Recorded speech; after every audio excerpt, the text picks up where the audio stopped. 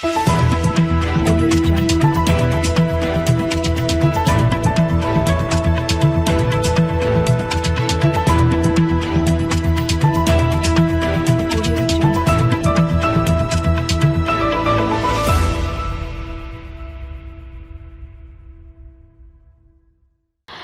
Parliament में राहुल गांधी का भाषण, कहा भारतीय संसद में विपक्षी नेताओं के माइक बंद कर दिए जाते हैं, हमें चर्चा करने की इजाजत नहीं। कांग्रेस के पूर्व अध्यक्ष राहुल गांधी इन दिनों ब्रिटेन के दौरे पर हैं। राहुल गांधी ने सोमवार को लंदन में हाउस ऑफ पार्लियामेंट के परिसर में ब्रिटिश सांसदों से बातचीत की। उन्होंने कहा कि भारतीय संसद में विपक्षी नेताओं के माइक्रोफोन बंद कर दिए जाते हैं, वहाँ विपक्ष का दमन हो रहा है। ब्रिटेन में अपोजिशन लेबर पार्टी के भारतीय मूल के सांसद वीरेंद्र शर्मा ने पार्लियामेंट के ग्रैंड कमेटी रूम में राहुल गांधी के लिए एक कार्यक्रम आयोजित किया। इस कार्यक्रम में राहुल ने अपने भारत जोड़ो यात्रा के अनुभवों को भी शेयर किया। राहुल कार्यक्रम में जिस माइक्रोफोन का इस्तेमाल कर रहे थे वह खराब था। राहुल ने जानबूझकर इसी माइक से बोलना शुरू किया। उन्होंने कहा कि भारत में हमारे माइक खराब नहीं है, वे काम कर रहे हैं, लेकिन आप उन्हें चालू नहीं कर सकते। जब मैंने भारतीय संसद में अपनी बात रखने की कोशिश की है तो ऐसा मेरे साथ कई बार हुआ है। राहुल ने कहा कि भारत में विपक्ष का दमन किया जा रहा है।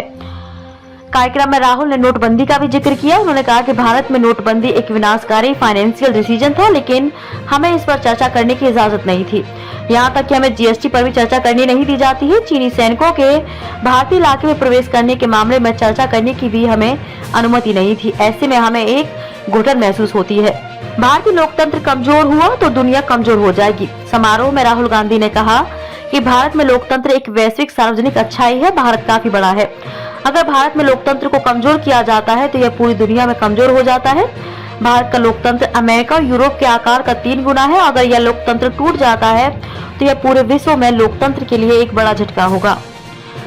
सोमवार शाम को राहुल ने चैथम हाउस में बातचीत के सेशन में भाग लिया। यहाँ उन्होंने कहा कि भाजपा को लगता है कि वह भारत में हमेशा के लिए सत्ता में बनी रहेगी, लेकिन ऐसा नहीं है।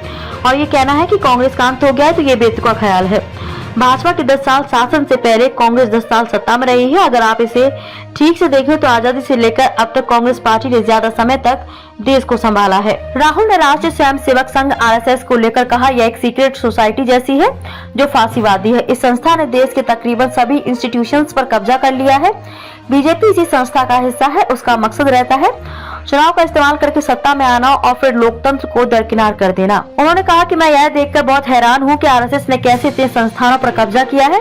Press, judiciary, parliament, election commission, सभी इंस्टीट्यूशंस उसके दबाव और डर में है। ऐसे में विपक्ष को कुछ बोलने नहीं दिया जाता है। ऐसे में लोगों तक पहुंचने के लिए हमने भारत जोड़ो यात्रा निकाली है। राहुल गांधी ने रविवार को लंदन के हाउंसलो में 1500 प्रवासी भारतीयों के बीच स्पीच दी। यहाँ उन्होंने कहा कि हमारा देश और खुले विचारों वाला देश है, एक ऐसा देश जहाँ हम अपने ज्ञान को गर्व के साथ देखते हैं, एक दूसरे का हम सम्मान करते हैं। अब यह सब तबाह हो गया है। आप मीडिया में भी इसे देख सकते हैं। इसके बाद ही हमने भारत जोड़ो यात्रा करने की ठानी। उन्होंने कहा कि मुझे बड़ा अजीब लगता है, एक भारतीय लीडर कैम्ब्रिज में अपनी बात कह सकता है, हार्वर्ड में अपनी बात कह सकता है, लेकिन भारतीय यूनिवर्सिटी में वह अपनी बात नहीं रख सकता है। विपक्ष किसी मुद्दे पर चर्चा करे, सरकार ऐसा नहीं होने देती। यह वो भारत नहीं है जिसे हम कभी जानते थे। कांग्रेस नेता राहुल गांधी ने ब्रिटेन की कैम्ब्रिज यूनिवर्सिटी में चीन की तारीफ की। उन्होंने कहा कि चीन का इंफ्रास्ट्रक्चर देखिए, वहाँ रेलवे हो, एयरपोर्ट हो, सब कुछ नेचर से जुड़े हैं। चीन प्रकृति से मजबूती से जुड़ा हुआ है। वहीं अगर हम अमेरिका की बात करें तो वह खुद को नेचर से भी बड़ा मानता है।